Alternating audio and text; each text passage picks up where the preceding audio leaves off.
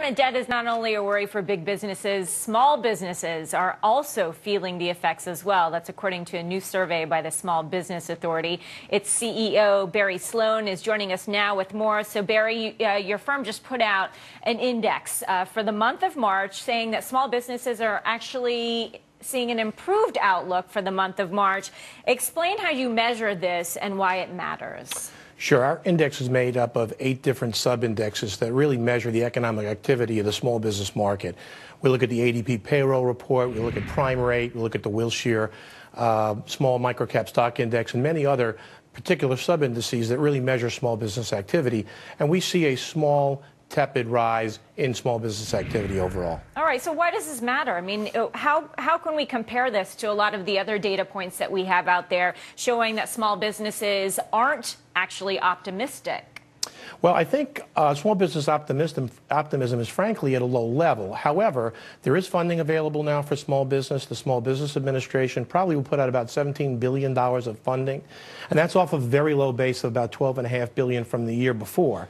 So there is capital available for small businesses. The payroll tax cut that was recently enacted is helping small businesses cash flow. So I wouldn't say it's overly optimistic and it's off of a very low base, but there is small business activity off of almost a standstill. Yeah, but Barry, considering how many jobs, you mentioned the ADP report, considering how many jobs small businesses create, I thought you were going to come on this show saying, we need more, we deserve more, we demand more.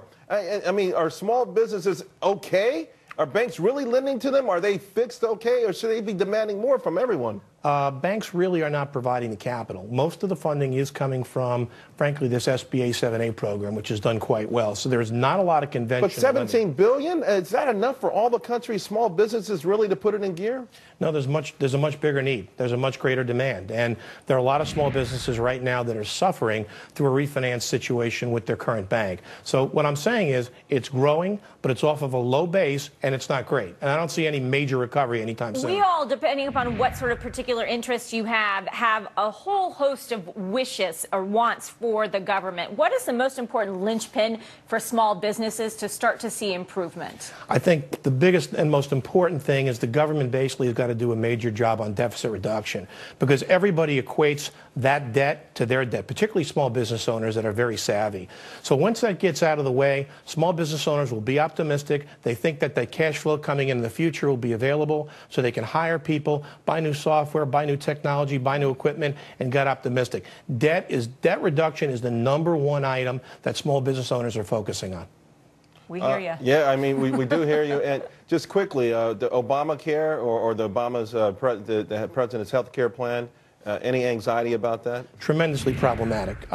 We have a 50-state licensed insurance agency. We deal with small businesses all the time, particularly with respect to health care. Small businesses have no idea of measuring what that expense is going to be going forward.